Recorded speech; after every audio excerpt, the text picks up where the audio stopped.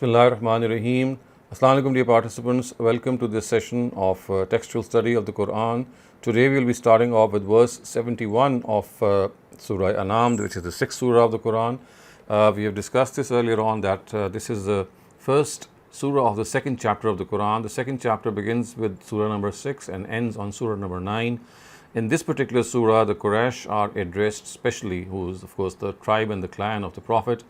And misconceptions regarding polytheism especially have been dispelled, and we find that this whole surah is a composite sermon regarding the basic precepts of Tawheed and Risala and Akhira, and all these important discussions are done in a way that the Quraysh are ultimately left with no excuse. So starting off with verse 71, the words are قُلْ أندعو من دون الله ما لا ينفعنا ولا يضرنا ونرد على أعقابنا بعد إذ هدانا الله كالذي استهوته الشياطين في الأرض حيران له أصحاب يدعونه إلى الهدى ائتنا قل إن هدى الله هو الهدى وأمرنا لنسلم لرب العالمين. Ask them, should we call on those besides God who can neither benefit nor harm us? And should we turn upon our heels even after God has guided us, like him who is left perplexed in the desert by the devils, even though his companions call him to the right path? Come to us. Say, in reality, God's guidance is the real guidance, and we have been directed to submit to the Lord of the worlds. So obviously the particle of negation that you can see, God, which can neither benefit nor harm us, it is a form of humiliation.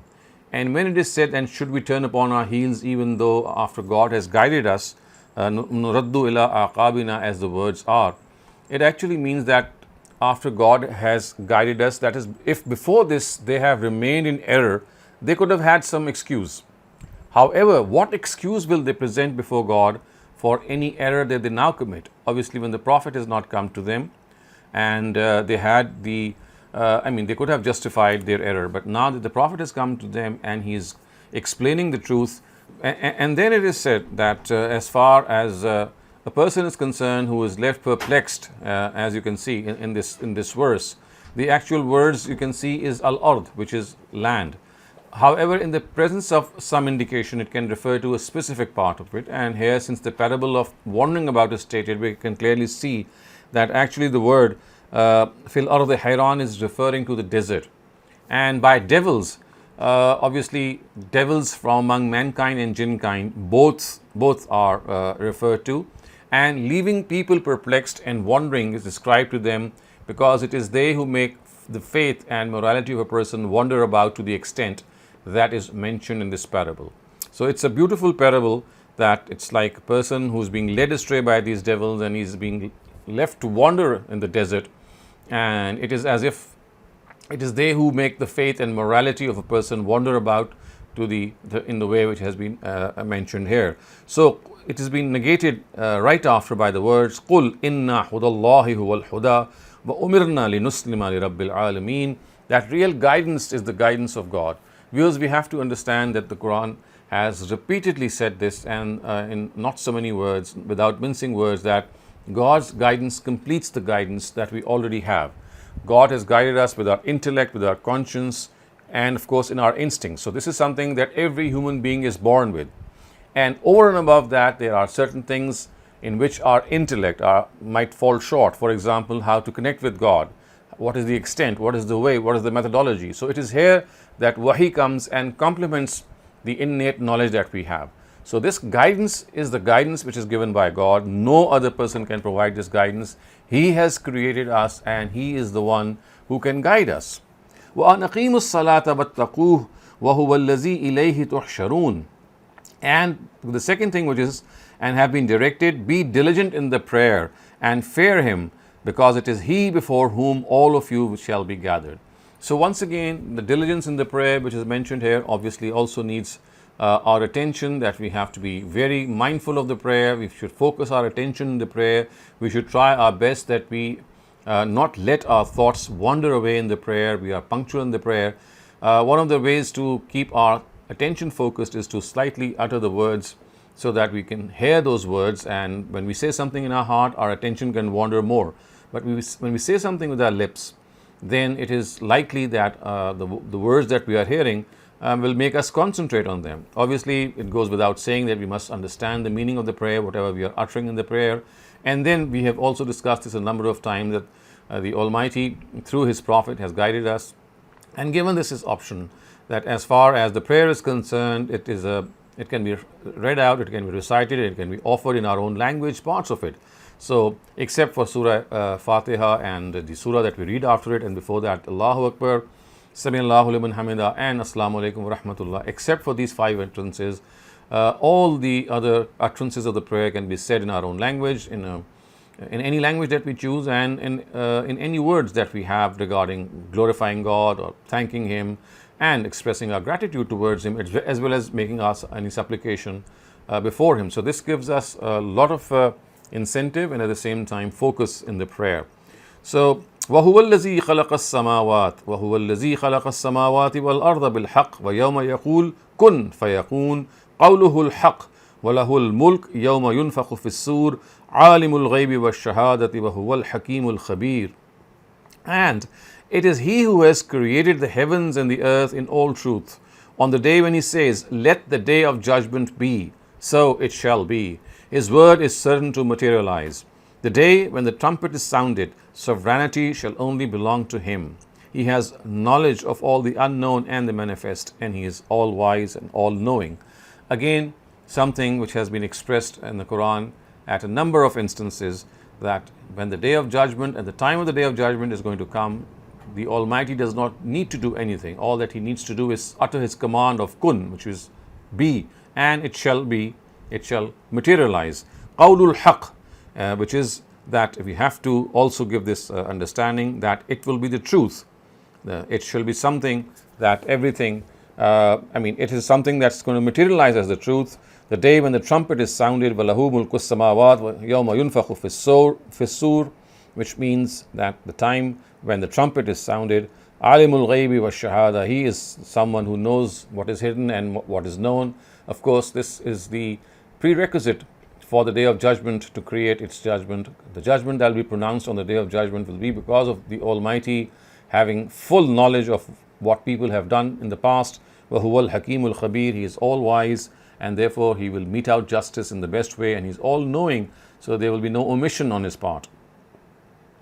وَإِذْ قَالَ إِبْرَاهِيمُ لِأَبِيهِ آزَرَ أَتَتَّخِذُ أَصْنَامًا آلِهَةً إِنِّي أَرَاكَ وَقَوْمَكَ فِي ضَلَالٍ مُبِينٍ وَكَذَلِكَ نُرِي إِبْرَاهِيمَ مَلَكُوتَ السَّمَاوَاتِ وَالْأَرْضِ وَلِيَكُونَ مِنَ الْمُوقِنِينَ. Now from here begins a very important part of the surah, in which the famous argument of Abraham is cited before the people who were of course polytheists. They were mushrikun, and so the Almighty has, through His Prophet Abraham, tried to guide them. And this is a very important thing that we have to understand.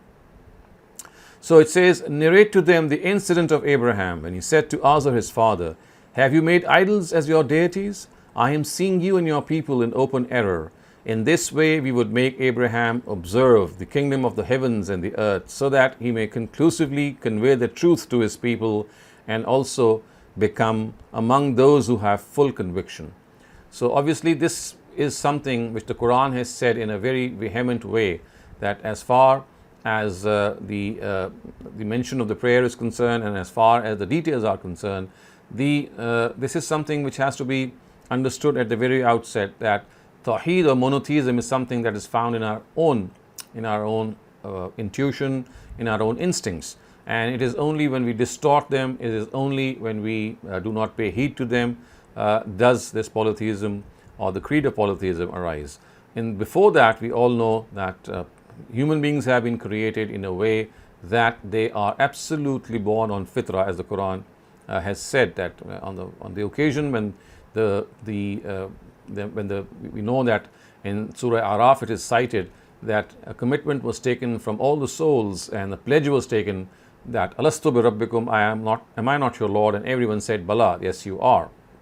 So as you see that from here onwards, other prophets are also mentioned besides Abraham. But Abraham has been specially mentioned because both the Ishmaelites and the Israelites, the two branches of Abraham's progeny, regarded him to be their noble ancestor and leader. Both of them also claimed that the religion they followed was inherited by them from Abraham. We do know that, as the words say when he said to Azar, that a study of Jewish literature shows that Abraham's father was not merely an idol worshipper. So, as you can see, is qala li abihi Azar, when Abraham talked to his father Azar, he was not merely a worshipper. In fact, what we know from Jewish history is that Abraham's father also built, made, solidified, and sold idols. So he was like an idol maker. And contrary to its general style, the Quran especially cited the name of Abraham's father, probably because it wanted to settle the difference between the Jews and the Christians about his name. We know that there is a discrepancy between the Jews and the Christians regarding the name. Whatever that discrepancy is, we are not fully sure of. But it seems that it's not the style of the Quran to take the name unless there is some confusion about the name. So it seems that the name of Abraham's father, Azar, has been taken so as to settle the difference between the Jews and the Christians. And وَكَذَلِكَ نُرِي Ibrahim, that we would make Abraham observe the kingdom of the heavens and the earth so that he may conclusively convey the truth to his people. Now, again, this is something we have to understand, that it is this observation of God's dominion, his kingdom, through which God blessed Abraham with the reasoning through which he conclusively communicated and conveyed the truth to his people. The reasoning is actually mentioned further ahead, and this sentence actually acts as a prelude. So Abraham observed every single leaf of every tree, every speck of the earth, and every star of the heavens of this kingdom in a manner that he was able to have a true comprehension, a correct comprehension of God. And as far as deliberation in God's kingdom is concerned, we know that as scientists, he reflects on the creation of the heavens and the earth. However, he does this by making his own self or his limited environment as its focal point. He is only keen to see his immediate benefit. So he does not try to reach the facts that could divert the attention from the immediate benefit he seeks. He looks at the blossoming rose of an orchard to make sweet sugar or to derive benefits from it by making some other product. After this, he does not care to look beyond what he has observed. He does not care to look beyond to observe the wisdom, mercy, and providence of the Creator in the beauty, majesty, splendor, and fragrance of the flower. He is not able to become so overwhelmed at this observation so as to be overcome with the beauty and the majesty of the Creator who actually made the flower. The fact is that for a man of insight, for a person of insight, it is this aspect of a flower which is more attractive. He ponders over the question that if the purpose of a flower was to produce nectar, what then was the need for providence to carve out such captivating patterns and designs on the petals of the flower? I mean, if the use was limited, why this beautification? Why this aesthetic taste spread all over it? Surely this was done so that every petal of a flower could become a means to comprehend the Almighty. So this beauty, this elegance, this grace found in the flowers, in the orchards, in the gardens, it points to the fact that the Almighty wants us to reflect and reach this conclusion. So the words which with this verse ends is وَلِيَكُونَ مِنَ الْمُقِينِينَ, so that Abraham can have full conviction. And obviously the conviction which is mentioned is a very higher status than belief itself. So belief is a general thing which can be acquired by any upright person, even through his own intuition. But conviction is acquired by reflection, deliberation, giving due diligence, and by observing and having knowledge of God's kingdom. There is no upper limit to this conviction. So we see that as we go along later on in perhaps verse 84 or somewhere in that region, the words are نَرْفَعُ دَرَجَاتٍ مَنْ نَشَاءُ. We raise ranks after ranks of whomsoever we desire. This is what the Almighty says, pointing to its high status. When this conviction is added to belief, its benefits become transitive and at times makes mountains and deserts resound with its blessings. Such is the extent and nature of this conviction. And now we will see the whole process as has been described in the next few verses. What was that guidance that was given to Abraham and how he conclusively was able to convey the truth. So it goes from here. فَلَمَّا جَنَّ عَلَيْهِ اللَّيْلُ رَآ كَوْكَبًا قَالَ هَذَا رَبِّي فَلَمَّا أَفَلَ قَالَ لَا أُحِبُّ الْآفِلِينَ فَلَمَّا رَآ الْقَمَرَ بَازِغًا قَالَ هَذَا رَبِّي فَلَمَّا أَفَلَ قَالَ إِن لَّمْ يَهْدِ رَبِّي لَأَكُونَنَّ مِنَ الْقَوْمِ الضَّالِّينَ.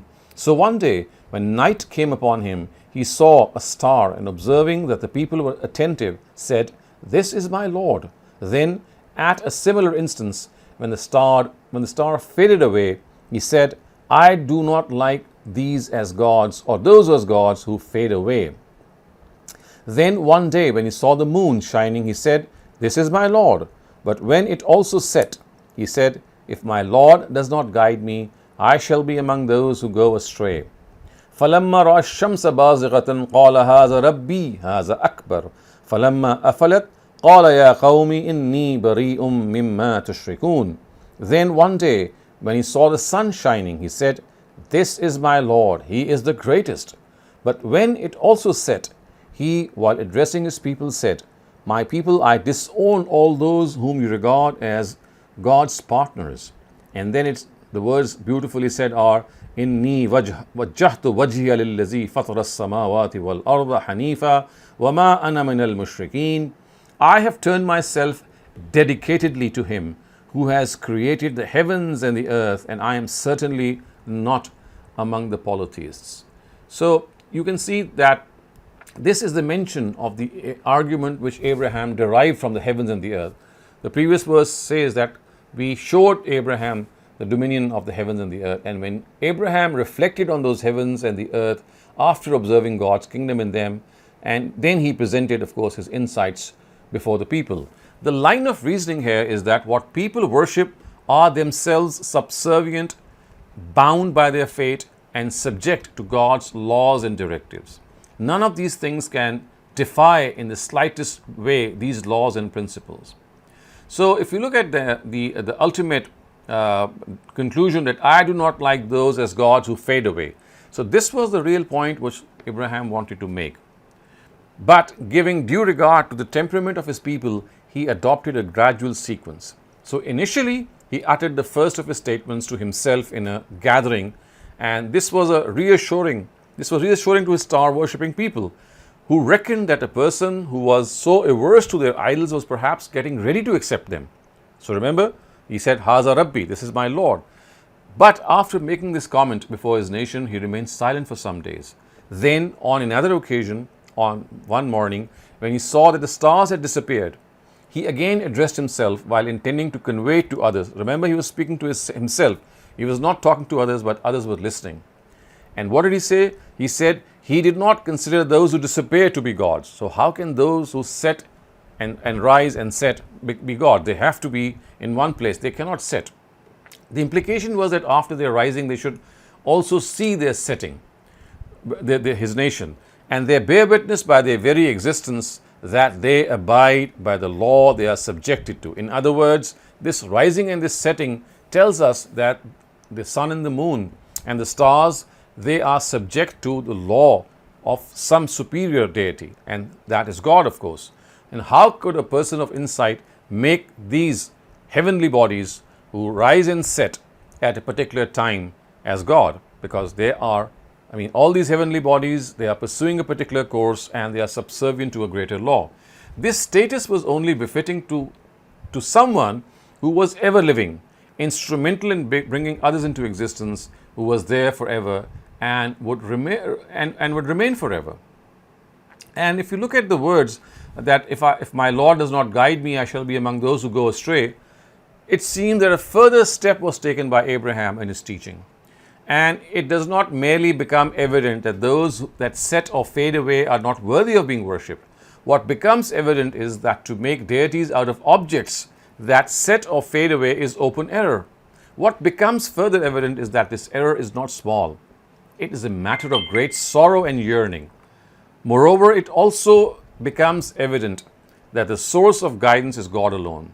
If he does not provide guidance, people can be misled by going after things on their face value. Since all these statements were uttered by Abraham, remember, he is speaking to himself and he's speaking in a way that other people are listening.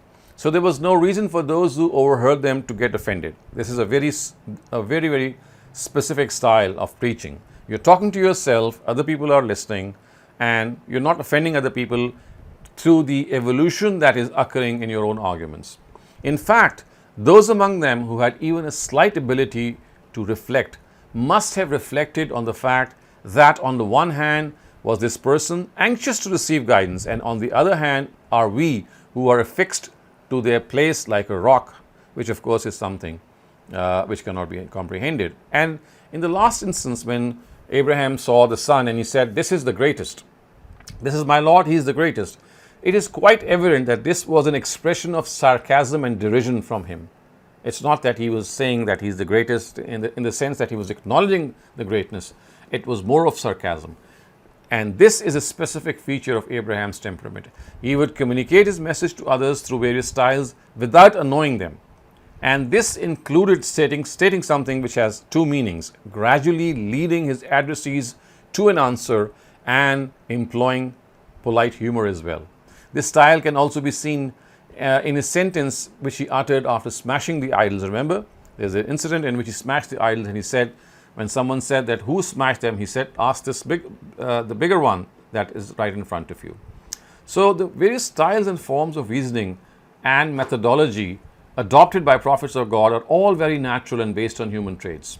At times, a pause, which apparently is a stoppage, is instrumental in carrying us through a 1,000-mile journey. You say something and you stop and pause. Give the other people the chance to reflect, and it carries them through a 1,000-mile journey, just one instant. And affectionate sarcasm. Remember, it's more of an affectionate sarcasm, which is sarcasm on the face of it surpasses 1,000 arguments. And finally, when Abraham said, "Inni wajjahtu wajhiya lillazi fatara as-samawati wal ard," so his statements in gradual progression without addressing his people came to this pinnacle, this conclusion. It is at this juncture that Abraham turned to them directly and declared his faith. This was the pinnacle of his argument. Initially, he was talking to himself, but now he said, "Inni wajjahtu wajhiya lillazi." The conviction referred to earlier is expressed here. Every word of it tells us the emphasis and stress with which this declaration has been made. After the setting of the sun, when the reality of their greatest deity became evident, it was the best time to present his invitation to them. It was the most effective time to point out the baselessness and intransience of those who regarded them to be deities. So Abraham chose this moment very accurately. The gist of his speech was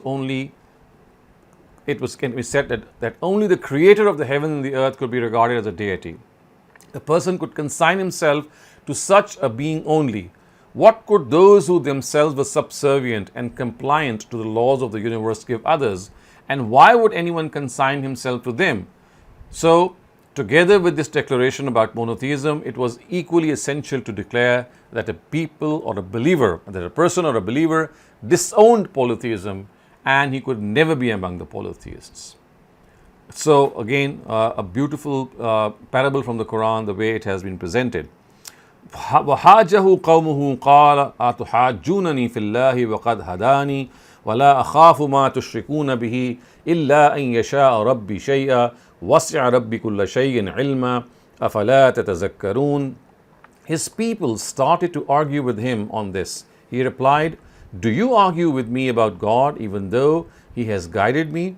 I do not fear those who you regard as His partners. Indeed, unless my Lord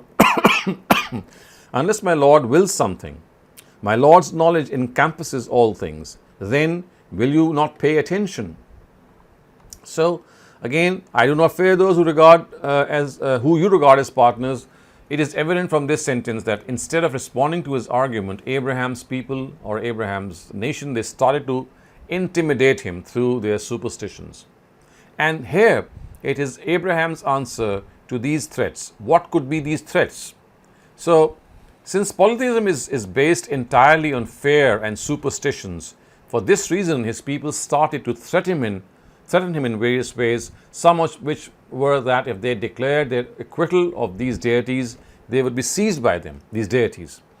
These deities would inflict them with blindness, make them physically handicapped, strike them with lightning, and give them a painful death. So, all these were their beliefs. So, as the Quran has said, that Abraham clearly said, unless my Lord wills something. This means that this is an exception meant to express trust in God. The implication is that whatever the Prophet is saying is based on God's trust. However much his intention be pure and determination be strong, they can only materialize with the grace of God. Every path has its own trials and tribulations, and a believer cannot succeed in them without God's help. So, and then it said, وَكَيْفَ أَخَافُ مَا أَشْرَكْتُمْ وَلَا تَخَافُوا أَنَّكُمْ أَشْرَكْتُمْ بِاللَّهِ مَا لَمْ يُنَزِّلْ بِهِ عَلَيْكُمْ سُلْطَانًا فَأَيُّ الْفَرِيقَيْنِ أَحَقُّ بِالْأَمْنِ إِن كُنتُمْ تَعْلَمُونَ. And how can I fear what you ascribe as partners to God, when you are not afraid of ascribing partners to Him, for which He has not sent down any sanction to you? So tell me, which of us two factions is more worthy of peace and comfort, if you know? Clearly, this is something which the Quran has said a number of times, that the Almighty has not sent down any sanction in this regard. They must fear God's anger and wrath because they ascribe partners to Him without any sanction. This is what the Quran is called iftara Allah. They fabricate lies about God, and hence this is one of the sins, and this is the only sin about which the Quran has said that it would be unforgivable if it is done deliberately. الذين آمنوا إني وجهت وجهي للذي فطر السماوات والأرض حنيفا وما أنا من المشركين. I have turned my face dedicatedly to Him who has created the heavens and the earth, and I am certainly not among the polytheists. Once again, Abraham has said something in a very, very explicit way, that I turn towards God devotedly without any chance of being led away, and I am not in any way a polytheist. وَحَاجَّهُ قَوْمُهُ قَالَ أَتُحَاجُّونَنِي فِي اللَّهِ وَقَدْ هَدَانِي وَلَا أَخَافُ مَا تُشْرِكُونَ بِهِ إِلَّا أَن يَشَاءَ رَبِّي شَيْئًا وَسِعَ رَبِّي كُلَّ شَيْءٍ عِلْمًا أَفَلَا تَتَذَكَّرُونَ وَكَيْفَ أَخَافُ مَا أَشْرَكْتُمْ وَلَا تَخَافُونَ أَنَّكُمْ أَشْرَكْتُمْ بِاللَّهِ مَا لَمْ يُنَزِّلْ بِهِ سُلْطَانًا فَأَيُّ الْفَرِيقَيْنِ أَحَقُّ بِالْأَمْنِ إِن كُنتُمْ تَعْلَمُونَ.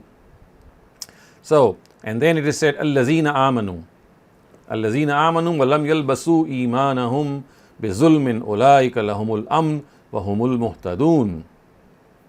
In reality, peace and comfort are for those who accepted faith and did not contaminate their faith with oppression, and only they are guided. Obviously, once again, the Quran has made it explicitly clear that as far as those are concerned, and peace and comfort and this calmness of the mind is only for those who accepted faith and they did not contaminate their faith with oppression. Lam yalbasu imanahum bizulmin ulaika lahumul amn wa hum muhtadun. And it is only they who are guided, and their faith, of course, they did not contaminate their faith with any sort of pollution, with any sort of oppression, and they are the guided ones. So we come to an end to today's session here with this verse 82. Inshallah, we'll be continuing the literal and idiomatic translation after a small session of Q&A with you. And inshallah, next week we'll be continuing with this discussion, because this is an ongoing paragraph and an ongoing passage. Thank you, Dr. Saleem. What a powerful, powerful verse it was today. Thank you for sharing your wisdom with us. I see Ammar Rasooli has a question. Please go ahead. Assalamu alaikum, Dr. Sahab. Wa alaikum assalam. Dr. Sahab, very impactful verses. It also tells us what an important figure in religion Hazrat Ibrahim was. Correct. And what convictions he had and what tact he had, and also what kind of a relationship he had with God, a very personal kind of a relationship. But Dr. Sahab, then the question that comes to my mind, and to my untrained mind, it is a bit of a troubling question, that even after this kind of a relationship with God and this kind of a belief, yet Hazrat Ibrahim asked for proof of resurrection after how it will happen in the hereafter, that you will raise the dead, and I want you to show me. So, my question is, did that must have made God unhappy? That question and sort of that demonstration, that the request for a demonstration must have made God unhappy. And also, our beloved Prophet Hazur Sallallahu Alaihi Wasallam, as far as my understanding is concerned, never asked for this kind of a proof or any other proof from God that yes, I believe I am a messenger. You have sent me Hazrat Jibrail to relay this message, but can you give me some proof? So is it not odd? Yet we, as ordinary humans, are expected to believe, like the Quran says, that we believe while we have not seen. If I am remembering the words correctly. So this is my confusion and my question regarding this matter. Thank you. Okay. So you see, you need to reconsider the verses in which Abraham had said that he would like a sign or a proof. Remember, it's the words, the exact words in Surah Baqarah, where his request ends is liyatma'inna qalbi, so that I can receive assurance. So as far as conviction was concerned, as far as reasoning was concerned, he was fully convinced. It's like the heart receiving full assurance, or the need for the heart to be more being satisfied on the truth, which made Abraham put up this request to God. It was not something in which he was telling God that I have some certain confusions, or maybe I'm not fully convinced, and I would like you to please explain it further, and I'd like you to make me see some signs. That was not the case. The case was, if you look at the appropriate words of Surah Baqarah, that he had actually requested, Qala Rabbi Ja'alli Aya, that give me a sign, and then he said, Liyatma'inna qalbi, so that I can give assurance to my heart. It's like a extra bit of thing, because I have to face Nimrod. Remember, he had to face a lot of opposition. If you look at Abraham's own life, the way he was structured, he was the only prophet of God, a mighty prophet of God, surely, who was asked to sacrifice, or maybe he thought so, that he has been asked to sacrifice his son, someone who was born to him after when he was 86 years old, according to the Bible. And when Abraham turned 14 and he was 100 years old, this supposedly was something that was to take place. So the life and the way Abraham himself conducted himself is something that you'll find was full of trials and tribulations. And again, this is something which the Quran has mentioned. And when he said that the Almighty actually tested Abraham through various ways and means, and the words of the Quran are فَأَتَمَّهُنَّ وَإِذِبْتَلَى إِبْرَاهِيمُ رَبِّ جَعَلْ وَإِذِبْتَلَى إِبْرَاهِيمُ بِكَلِمَاتٍ فَأَتَمَّهُنَّ. And remember, when God tested Abraham through a number of ways, فَأَتَمَّهُنَّ, and he proved himself to be equal to it. So remember, these are the trials of Abraham through which he was passing. He was facing his own nation, who were, of course, after his life, and he had to migrate from that nation. It was destroyed, as we know from from Quran as well.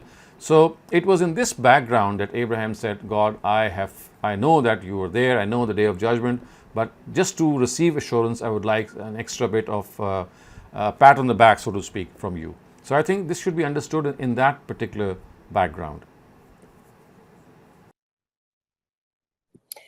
Thank you, Dr. Okay, sir. Saleem. And the Do you have a second follow-up? and third Yeah, go part ahead. of my question was, did Hazur Sallallahu Alaihi Wasallam, Hazrat Muhammad Sallallahu Alaihi Wasallam, ever ask for any such assurances in his life? Do we know of any such incident?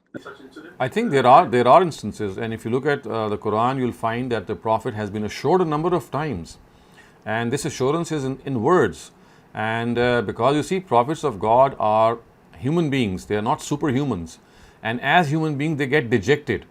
They feel this dejection is maybe because they are falling short.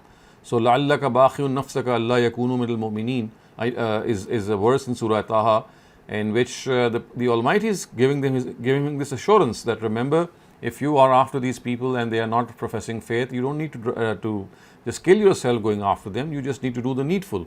So this assurance, whether the Prophet asked it or not, that is something that we can discuss. But the Almighty has continued to give this assurance to his prophets of God. And in the Quran, you'll find these numerous instances. A lot of times that the Prophet is being said that if your And I'm talking about the Meccan surahs, that if your nation is not accepting faith, if they are persecuting you, then just wait. فَاصْبِرْ لِحُكْمِ رَبِّكَ. Wait for the verdict of your God to arrive. And until that time, لَا تَكُنْ كَصَاحِبِ الْحُوتِ. Don't show that impatience as Jonah did. And then again in Surah Muzammil it says, إِنَّا سَنُلْقِي عَلَيْكَ قَوْلًا ثَقِيلًا, that I'm going to burden you with a heavy word. Of course, this was the Quran. And inna nashiyat al-layli hiya ashaddu bat'an wa aqwamu qila. Again in Surah Muzammil, that in order to bear the brunt of your ministry, in which you're going to go through a lot of hardships, this weapon, I would say, of the tahajjud prayer has been given to you. So stand by night and pray, and this standing by night is going to help you and give you reassurance. So I mean, the whole of the Quran has a lot of things to say in this regard.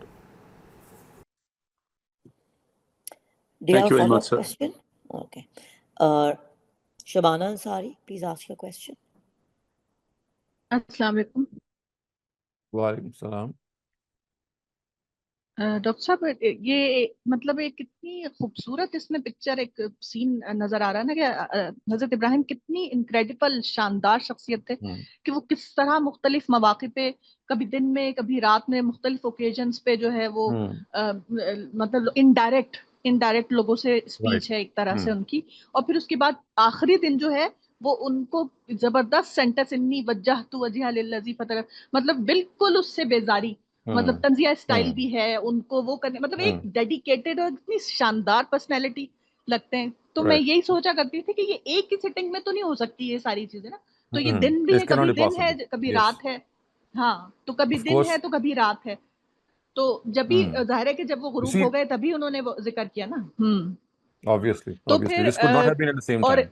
यही बिल्कुल, तो और दूसरे ये कि इसी वजह से यानी इतनी उनकी पर्सनैलिटी इतनी शानदार थी अल्लाह की तौहीद और उसकी मोहब्बत में, कि अल्लाह ताला ने उनको कुरान में एक उम्मत भी कहा है ना, कि वो एक अकेले एक उम्मत की तरह थे। Correct. और दूसरे ये जो Yes. भाई अभी बात कर रहे थे सर, तो उसमें ये था कि वो वाली जो आयत थी जिसमें वो लोग कहते थे कि कोई निशानी लेके आए, तो उसमें जो एक है कि आप जमीन में सुरंग लगा लें या आसमान में रस्सी लगा लें, वो वाली बात भी इससे रिलेटेड है ना, मतलब इनडायरेक्ट तो नबी सल्लल्लाहु अलैहि वसल्लम को नहीं कहा जा रहा, लेकिन कुरैश को कहा जा रहा Of है course. कि आप It is निशानियां, yes. कुरान खुद एक बहुत Right. बड़ी, तो ये वाली जो बात है ये भी इनको मैं याद दिलाना चाह रही थी कि भाई को। And thank you basically, sir, it's an बहुत ही indirect style मतलब of reasoning. Right. जी इनडायरेक्ट स्टाइल, तो यही मुझे इसका कमेंट करना था कि ये बहुत ही खूबसूरत सीन, मतलब एक बहुत अच्छा महसूस होता है हजरत इब्राहिम It's का ये देख के, one of the most powerful passages of the Quran.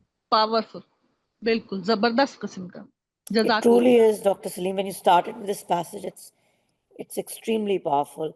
Asif, please ask your question. The verse 71 and the subsequent verses, they declare polytheism, idolatry, or associating partners with God as a grave sin. And obviously, Allah doesn't need our acts to sustain His supremacy. Definitely, the shirk must affect human attitudes and behaviors, and swaying acts at the individual level and at the collective level that result in failure in the test and trial of this worldly life. So, what were the attitudes and behaviors and actions of the addresses of the Prophet at that time that emanated from their being indulged in shirk and could be amended through cleansing them from shirk? I mean, if you can kindly elaborate these aspects. And what are the attitudes of the people or the response of the people on these verses? Of the addresses to whom these verses are addressed. Obviously, they were required to abstain from shirk and to come to the tawheed. And the understanding is that the shirk basically affects the attitudes and behaviors that result in failure in the test and trial of this worldly life. So, how this manifested in their actions? What were those actions that could be mended through cleansing them from shirk? I'm not sure if I fully understood, but if you are talking about the fact that what exactly was the response of the Prophet's nation, if that is what you're asking, then we know that they said that they'll not leave their ways, come what may, because as we know that they almost worshipped their forefathers, and they said that how can we negate our forefathers, and we will not in any way leave the way of our forefathers. If they have been worshipping more than one God, then they must have had their reasoning. We are only following them. So you see, it was stubbornness, it was arrogance on their part, and it was never the case in which they got intellectually convinced or they even bothered to use their intellect. Because the Quran continuously says that as far as the conception of one God is concerned, you don't need to go anywhere except to just look into your own selves. It is something that you are born with. And if you have a distorted nature, or it has become distorted for any reason, then obviously prophets of God are sent for this very purpose. They come and they argue and they discuss and they try to remove these misconceptions. But if you become stubborn and every time you say that we are not going to leave the way of our forefathers, then what else the prophets can do than to threaten them that if you continue with this without any justification, then you'll face the wrath of the Almighty. And this is what happened. So earlier on, we know in Surah Baqarah, when it is said that God has put a seal on their heart, and this was particularly the people of the book at that time, it was because of this very reason that they had become bereft of understanding any reasoning, because their hearts and their minds had become sealed as a punishment from God because they were not willing to use their intellect in reasoning. So God punished them by not making them even efficient enough to utilize this reasoning. They could have used this reasoning, but before this could happen, they were punished in this way. And this punishment, of course, is not something that they were born with. It was something that they deserved and became worthy of after not using their own sense and intellect in any way. This is the whole subject of the Quran. If you look at the Meccan surahs regarding the people, regarding the idolaters, and the Medinan surahs, if you look at the people of the book, that every time any reasoning would be presented to them, they would not answer reason with reason, or they would not comprehend any reason. All that they would say is that, well, the people of the book said that how can a prophet come from the lineage of Ishmael? And the idolaters would say that how can we leave our forefathers? So you see, both of them were affixed, they were fixated and stuck on certain beliefs, and that is what continuously emanated from them. Their shirkiya beliefs, that culminated into certain actions. I'm specifically, what were those actions that were detrimental to the society? And the actions were that you see, they became enemies of the Prophet. They waged war against him. Remember, when the Prophet migrated, it was the Quraysh who actually attacked the Prophet. It was more of a defense on his part in the first 3 battles. So the actions were not in any way taken in a positive way. They became reactionary, and they said that how can this person now come up and suddenly say that there's just one God? And when they saw that his fame was spreading in the whole of Arabia, they wanted to put him down. And we will see later on in Surah Ahzab that one of the ways that they adopted was to actually somehow bring his personal life into disrepute. So they created a lot of propaganda and tried to create mistrust between him and his wives, and tried to actually humiliate his wives in the eyes of the people by doing various pranks. This is mentioned in Surah Ahzab. So when they thought that they could not check the Prophet through these wars, they took up this motive that they wanted to scandalize the private life of the Prophet. So you see, their response was that of aggression and somehow to bring down the Prophet at any cost. Okay, Ammar. Hello, Assalamu okay. alaikum. Go ahead. Assalamu alaikum. Assalamu alaikum. Hello. Well, yes, go Yeah, ahead. go ahead, please. Go ahead with your question. I hope it's related to the passage. लेकिन मुझे थोड़ा of topic question पूछना था. No, then we'll come to it later. Thank you, Jaka. I'll call on you towards the end if we have time. Ammar Saab, please ask your question. Thank you very much for allowing me a second question. Sir, very quickly, I have thought about your address of today, and while I was listening to the verses and your explanation, what was coming to my mind was that I am deeply inspired by these non-Muslim personalities who are very devoutly religious in their own traditions, but then later on in life, through their own journeys towards truth, they explore different religious traditions and then end up choosing Islam because they feel that this is the most natural one. And I want to read their stories and their journeys, and it's deeply inspiring to me. And so while listening to these verses, I understand that your explanation is a very logical explanation, that basically Hazrat Ibrahim was doing all of this, as a tactful methodology to rein in these people who believed in other deities, but then sort of like flip the coin, as it were, on them.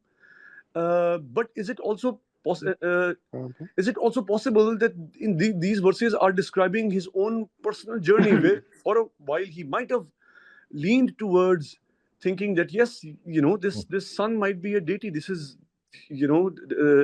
it provides warmth and life and all of that. But then came to the conclusion that no, it cannot be so, and then eventually ended up believing in the Almighty. This is the inference that some people have drawn, but this is not possible, because you see the verses start off. If you look at the initial passage before this whole argument of Abraham begins, that tilka hujjatuna atainaha Ibrahim, that we strengthened Abraham with the power of reasoning and gave him the style of argumentation that is going to be demonstrated right ahead. So basically it was this style of argumentation which the Quran has already introduced earlier on, that he would take them gradually towards the truth, because these were the people who were very stubborn, and any head-on argument with them would have just resulted in them being, even they tried to kill Abraham, as we know, they tried to throw him in the fire, and that would be the case. So it was through very gradual reasoning. In Arabic we call it as istidraj. Istidraj means something that you do gradually by not answering the question, any question, but by raising certain questions so that the adversaries come to the answer themselves. So the beginning of this passage tells us that this was the hujjat, this was the argument that the Almighty blessed Abraham with so that he could lead his people away from untruth. So the very beginning of the passage actually tells us that this was not an evolution of Abraham, not something that he went through himself and declared. It was his style of reasoning through which he wanted to make his people realize that this is something which is absolutely untenable. If you look at the passage, it starts off with the Almighty's assertion that this is the argument that we blessed Abraham, and then that argument comes later on. It's better now, sir? Yes. Certainly. Okay, so my question is that regarding Abraham, was the age was established by historian or scholars discuss that? What was the age when he was dialoguing with his father? And is this the same name? Like in Quran it says Azar, but in historical facts in Torah it says Tare. His name was Tare, his father name. So if you can elaborate. So I think that is why that is one of the reasons that the Quran has specifically taken his name, so that any dispute could be settled. That is why, the Quran does correct the Bible, the Torah at many instances, and it does seem that there was a difference of opinion regarding his name. Otherwise, this is not the style of the Quran to take names. And precisely this is the reason that it seems that there was a debate regarding his exact name, which the Quran had to settle by naming him out of its own original style. And as far as the age is concerned, we are not very clear about that. But one thing that we know is that this happened in Iraq when he was living in Ur, and he had not yet migrated to Canaan, which is something that he did later on. So, and we know that Ishmael was born to him when he was 86 years of age, and by that time he had already migrated probably.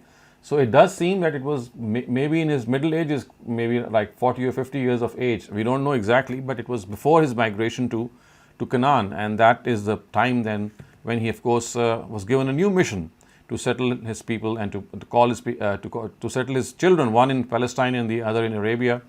That was much later in life. So that gives us a rough estimation that he must have been in his 50s, maybe, or 60s when this argument was taking place. Okay. So we can just go and finish off the literal and idiomatic translation. So starting off with with verse 71, it says, "Qul, say, anad'u, should we ask, min dunillahi, those who are other than God, ma la, that which la, not, yanfa'una, benefits us, wa, and la, not, yadurruna, or harms us." So it says that should we ask God about those things which can neither benefit us nor harm us? وَنُرَدُّ عَلَىٰ أَعْقَابِنَا wa and nuraddu, should we turn around our heels, should we just back away. Aqab is of course your heel. So nuraddu ala aqabina would mean that should we just bounce back on our heels, should we turn back on our heels. Ba'da, after, is when. Hadana, we have been guided, Allah, by God. So should we turn around our heels after we have been guided by God? And this would be kallazi, like the person, istahwathu, who was left bewildered, ash-shayateen, by the devils, fi, in, al-ard, the land, hayran, perplexed. So he was actually he was someone who was left perplexed, or who was left bewildered by the devils in a land that was akin to a desert. As we can see, that word istahwatu it collocates with the desert, which means that they were wandering about like people do in deserts. Lahu, for him, ashabun, are companions. And even though his companions, yad'unahu, they call upon him. So it is like describing this horrible situation in which a person is being led away by these devils and he's perplexed, and his people are calling him ilal huda, towards the guidance. I'tina, come to us. So qul, ask, inna, indeed, hudallah, guidance of God, huwal huda, is the real guidance, wa, and umirna, we have been commanded, linuslima, to submit, lirab, to the Lord, al-alameen, of the words. So it is, what is being said is that if you look at this from behind, that should we turn backwards even after God has given us guidance, much like the person who is left bewildered in the desert by the devils, even though his companions, his associates, call him to the right path, and they say, come to us, etina. But then it is said, inna hudallahi huwal huda, say that real guidance is God's guidance. Wa umirna linuslima li rabbil alameen, and we have been asked to submit to God, Lord of the worlds. Wa, and an, that, aqimus salah, we diligently adhere to the prayer. Wattaquhu, and fear him, fear God. Wa, and huwa, he, allazi, one, ilayhi, towards him, tuhsharun, they shall be gathered, or all of you shall be gathered. So it is then said that wa wallazi ilayhi tuhsharun, he is the one towards whom all of you shall be gathered. Wa, and huwa, he, allazi, the one, khalaqa, created, as-samawat, the heavens, wal ard, the earth, bil haqq, with the truth, which means with the purpose. And it is he who has created the heavens and the earth with the truth. Wa, and yawma, the day, yaqul, he will say, kun, be, fayakun, therefore it shall be. The day, then he'll ask the day of judgment to come into existence, and it shall come into existence. And that is what it shall happen. Qawluhu, his qawl, his word, al-haq, is the truth, or his word is certain to materialize. In other words, which word? The word kun. When he will say things, or the day of judgment should happen, it shall happen, and his word is the truth, his word is certain to happen and take shape. Wa, and lahu, for him, al-mulk, the dominion, for him is the dominion. Yawma yunfakhu fis-sur, on the day the trumpet is sounded. Yawma, day, yunfakhu, sounded, fis-sur, the trumpet. So the day when the trumpet is sounded, remember, qawluhul haq and walahul mulk, they are together. His is the truth, his word is to materialize, lahul mulk, and his is the sovereignty. His is the sovereignty, his is the dominion. And then we have the next part, yawma yunfakhu fis-sur, remember the day when the trumpet is sounded. Alimul ghaib, he is the knower of the unseen, was shahada, and the seen. So he is someone who knows the unseen, and he knows everything which is visible. Wa, and huwa, he, al-hakim, the wise, al-khabir, the knowing. He is the all-wise and he is the all-knowing.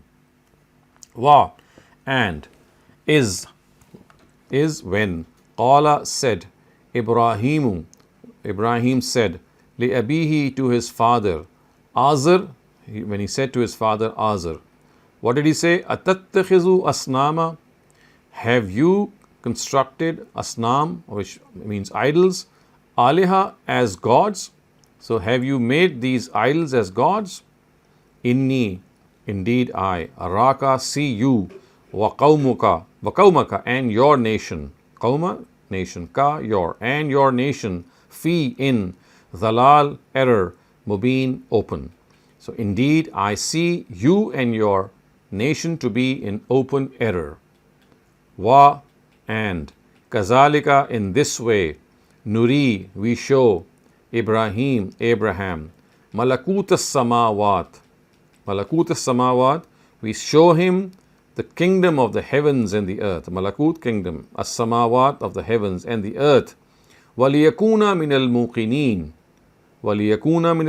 so that he can become amongst the people who have conviction.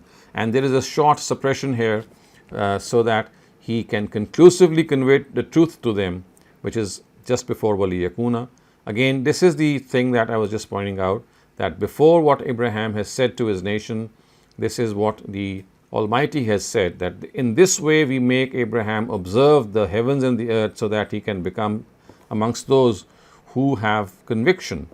Falamma, therefore, lamma, when, janna alayhi al-layl. So janna alayhi al-layl is an idiom which means when night fell upon him. When night fell upon him, ra'a, he saw, kawkaba, a star. When night fell upon him, he saw a star. Qala, he said, haza, this, Rabbi, my Lord. He said, this is my Lord. Fa, therefore, lamma, when, afala, it faded away. Qala, he said, la, not, uhibbu, I like, al-afilin, those who fade away. So when that star faded away, he said, I do not like those who fade away. Fa, therefore, lamma, when, ra'a, he saw, al-qamar, the moon, bazighan, shining. So when he saw the moon shining, qala, he said, haza, this, Rabbi, my Lord. So he said, this is my Lord. Fa, therefore, lamma, when, afala, it set, or faded away, qala, he said, la illam yahdini Rabbi. La illam means if not. Yahdini guides me. Rabbi, my Lord. La, indeed. Akunanna, I'll become. Min, from. Al-qawm al-dhalin, people who have been led astray. So if my Lord does not guide me, I shall become amongst those who have been led astray. Fa, therefore, lamma, when, ra'a, he saw, ash-shamsa, the sun, bazighatan, dazzling. And when he saw the sun dazzling, qala, he said, haza, this, Rabbi, my Lord. He said, this is my Lord. And then he said another word. He said, haza akbar, this is my Lord and this is the greatest. Fa, therefore, lamma, when, afalat, it set, or faded away, qala, he said, ya qawm, O my nation, inni, I, bari'um, I am acquitted, mimma, from that, tushrikun, you associate as partners with God. So when he saw that the sun had also set or had faded away, he said, O my people, I acquit myself from that you make partners with God. Inni, indeed I, wajjahtu, face, wajhi, my. So I turn my face, lillazi, towards the person, fatara samawat, fatara created, as-samawat, the heavens, wal ard, the earth. So wajjahtu would mean I turn towards, wajhi, my face. So I turn my face towards the person who has created the heavens and the earth. Hanifa, in a dedicated way, in a devoted way, such that I am focused on him only. So Hanif means a person who is focused. And obviously focusing here means focused to God. Wa, and, ma, not. Ana, I. Al-mushrikeen, from amongst the polytheists, and I am not from among the polytheists. وَحَاجَّهُ قَوْمُهُ. Hajjahu, Hajja means tried to argue. Qawmuhu, his nation. So his nation tried to argue with him. Qala, he replied, Atuhajjunani fillahi. Do you argue with me about Allah, God? Do you argue with me about God? Waqad, and indeed he, hadani, has guided me. Wa, and la, not, akhafu, I fear, ma tushrikuna bihi, those you regard as partners. I do not fear those who regard as partners. Illa an yasha'a rabbi shay'a. Illa, except an, that, yasha'a, my Lord, wants, rabbi, my Lord, shay'a, anything. So I do not fear those you regard as his partners. I do not fear them. So indeed, except if my Lord wills something. Again, this is a sentence on the part that if God has other plans, that is something else. Otherwise, as far as I am concerned, I am one who do not regard any partners with him. Wasi'a Rabbi. Wasi'a means all embracing. Rabbi, my Lord. Kulla shay, everything. Ilma, with his knowledge. So in other words, my Lord's knowledge embraces everything.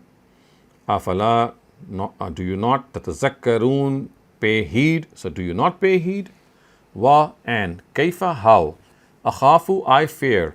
Ma ashraktum, what you associate partners. Wa, and la takhafuna, you do not fear. Annakum, that you ashraktum, associate partners. Billahi, with God. And what are those partners? Ma lam yunazzil bihi alaykum sultana. Ma lam, those who, lam, not, yunazzil, revealed, bihi, about them, alaykum, upon you, sultana, any proof.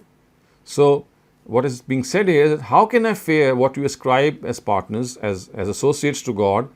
But how can I do that when you yourself are those who are not afraid of ascribing partners to him, when the fact is that he has not revealed any proof about these partners? So how are you so bold that you do this? Fa, therefore, ayyu, which, al-fariqain, the two factions, ahaq, more worthy of the truth, bil amn, with regard to peace and comfort. So which of us two factions, fa ayyul fariqaini ahaq bil amn, so which of the two factions is more worthy, al-haq, ahakku, more worthy, bil amn, of peace. So which of the two factions is more worthy of peace?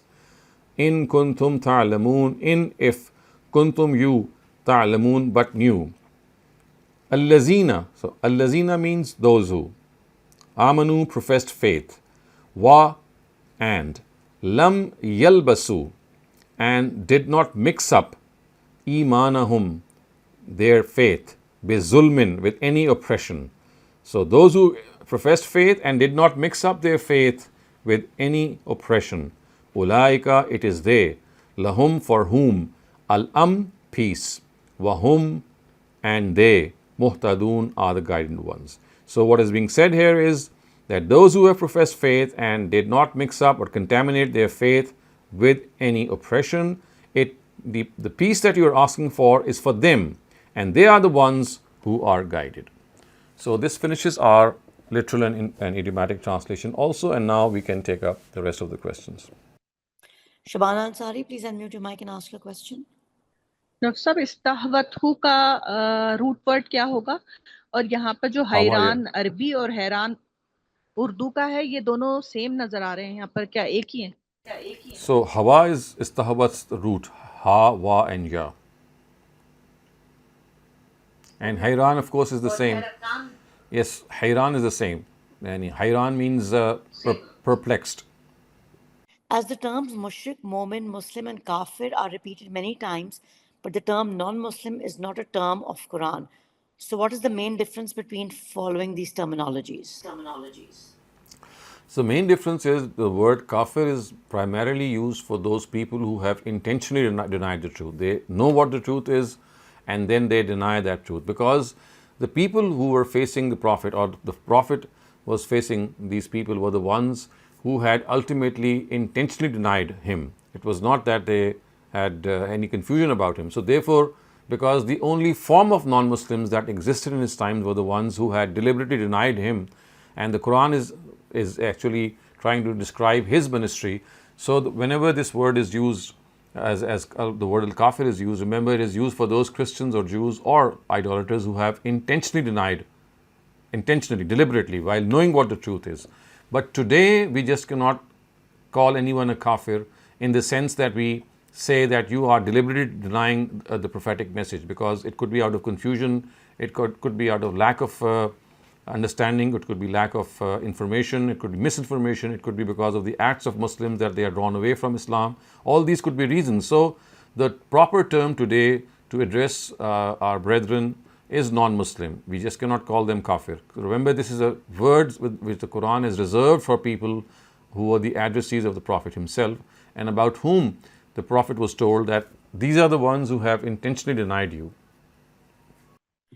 Okay, then Momin and So, Mu'min and Muslim, Muslim is someone who submits to God, and Mu'min is someone who has faith. So, is like a degree above Muslim. Mu'min is one degree above a Muslim. So, a Muslim is just a person who is submitted to God. But when a person really submits and believes in God with his heart and soul and mind, then he's called a mu'min. Okay, and then what about mushrik, Dr. Saleem? That it also asks that. Okay, so the word mushrik means someone who deliberately associates partners with God. He says that there is one, not one God. He believes in the creed of polytheism. There's no confusion about him. And the word polytheist is a word that can be a translation of the word mushrik. Sir, my question is, can we offer Friday prayers at school? I suppose so. If that is the case, that there is no arrangement around your locality in your village, and there is no mosque, and you have to go maybe far away, then yes, you can organize the Friday prayer in the school, and you can declare the classroom or whatever hall that you have as a place of prayer for the Friday prayer. Thank you, Dr. Saleem. Yeah, that's what Dr. Saleem says. You can try to arrange it. Thank you. Thank you, Jaka Sahab. Rafia, please ask your question. My question is, God is almighty, all-knowing, kind, everything powerful. Why did he create Shaitan? He could have destroyed him. If there was no Shaitan, we wouldn't be tempted. People wouldn't fall prey and do all these horrible things. So, and the Shaitan defied God right in front of him. He said, I will not listen to you. So, is there anything behind this? Maybe it's a wrong question, but it very often occurs to. So remember, temptation is not just through Satan. The Quran says that the Almighty has created temptations or allurements from two sources. One is our own nafs, our own soul, and the other is, of course, Satan and his progeny.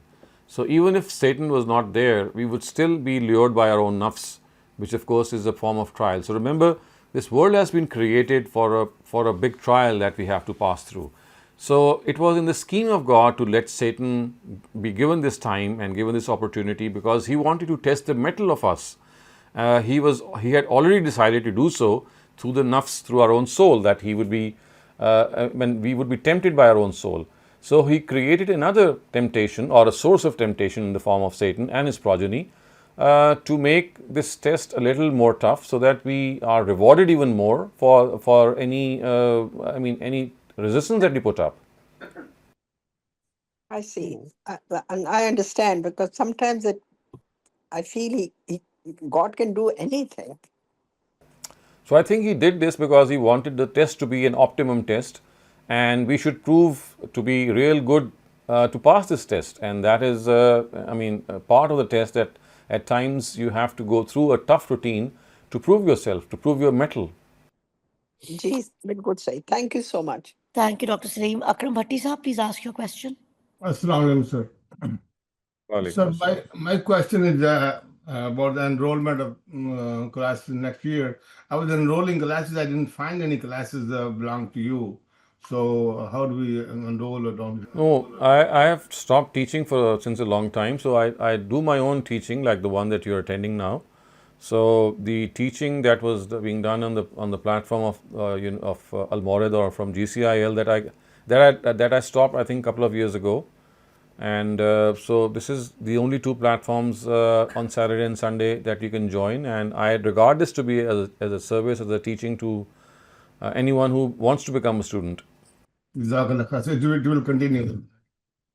Yes, of course. It will continue. Okay. Thank you, Dr. Saleem. Thank you, sir. Thank you very much. Thank you, Dr. Saleem. Thank you, Bhatti Saab, for your question. I had a question, Dr. Saleem. So the 5 essential parts of the prayer, why is it that people can't, why can't just people just do that and be done with their prayer? Why do we have the additions or the, other aspects to it that are not... So that we can express ourselves in our language. I mean, this is an opportunity that the 5 essential parts, the 5 essential utterances actually is the right name. Those 5 essential utterances are the ones that unite everyone. Wherever we go, everyone will be praying and having those utterances in common. But the other aspects of the prayer, or the other postures of the prayer to be more precise, they give us the opportunity to connect to God in our own language. And this is the beauty of the prayer, that it combines the Arabic, which is like a universal language wherever you go when you pray, with a local touch that you can just talk to God in your own language in instances or in postures in which reciting the utterance in Arabic is not essential. So I think it's a very eclectic mix. So, the dua that we basically culturally have been taught to do after the namaz, that can be inside the namaz. And of course, that was the purpose. I mean, the attayat is nothing but a posture for your prayer, your supplication. You just can say anything that comes to your mind, and once you say salam, I mean, you can do additionally some more by raising up your hands. So that is, that was never the part of the prayer, and in fact, it was the recommendation that you make your supplications within the prayer.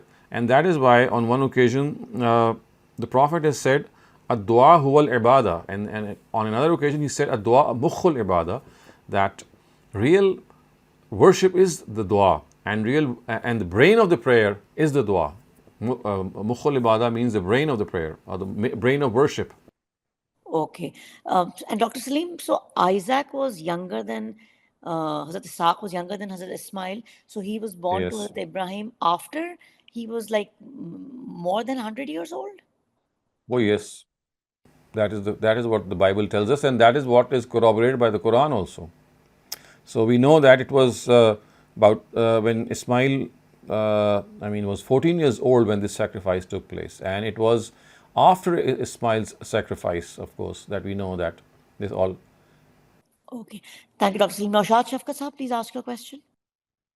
Sir, is it correct to say that after the Asr prayer, we cannot offer any other prayer like any Nafal prayer? And is the sajda also prohibited after Asr and between Maghrib? That is not correct. I mean, you can offer any sort of prayer, including prostration, until the very time of sunset. There are certain ahadiths which seemingly prohibit the prayer after Asr, but if you collect all those narratives, you'll find out what the Prophet is trying to tell people is that don't pray very close to sunset, because in those times we know that people could delay the prayer after the Asr prayer and pray right at the time of sunset. That this was set as a precautionary measure, that when clearly well that the sun is still not set as yet and it is maybe in the path of its descent, that is fairly okay. But if you start praying right at the time of its descent and when it is setting, then that would not be correct.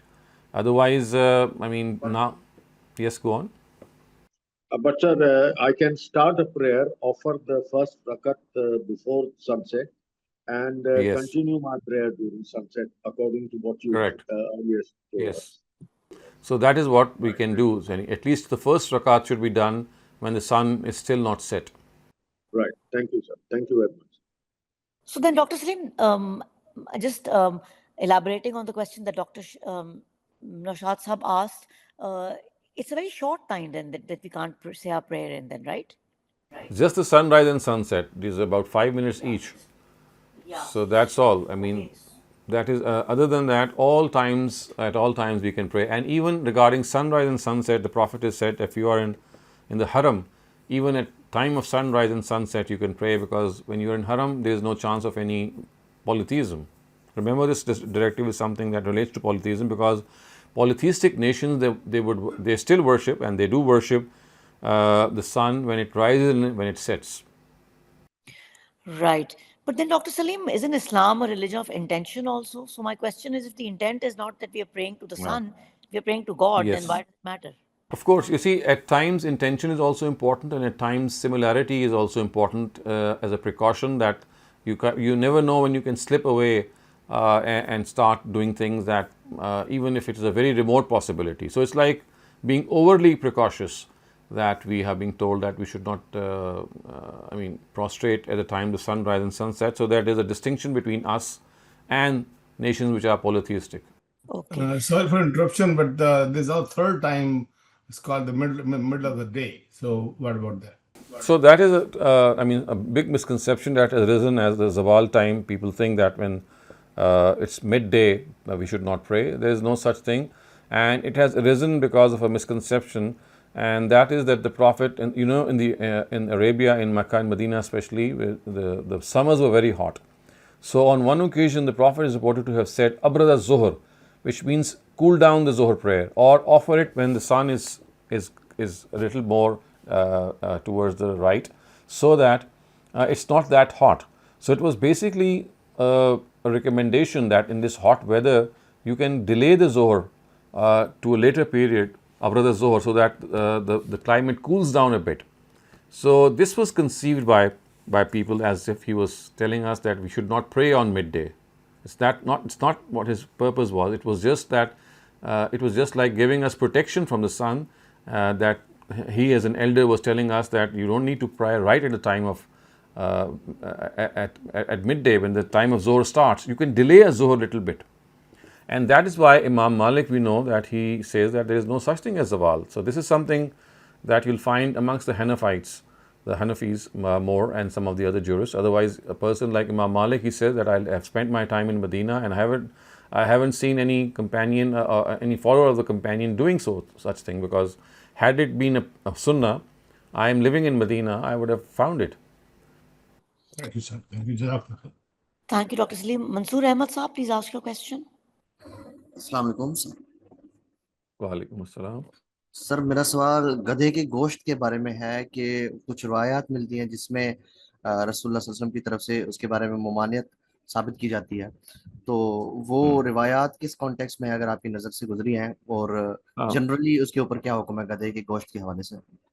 Generally देखिए, जो रवायात हैं वो गधे के गोश्त के बारे में नहीं हैं। वो तो असल में ये था कि ऐसा मालूम होता था कि माल गनीमत जो हाथ आया था उसको तकसीम, यानी उसके बारे में तकसीम से पहले लोगों ने उसे कंज्यूम करना शुरू कर दिया था, उसको इस्तेमाल करना शुरू कर दिया था। तो प्रॉफिट ने वो देगें उलट दी थी जिसमें वो गोश्त पकड़ा था, और आपने कहा था कि ये ऐसा हमें नहीं करना चाहिए। तो वो एक बड़ा ख़ास मौका था जिसके नतीजे में लोगों ने समझा कि जैसे वो उसकी हुर्मत का फ़ैसला दे रहे हैं।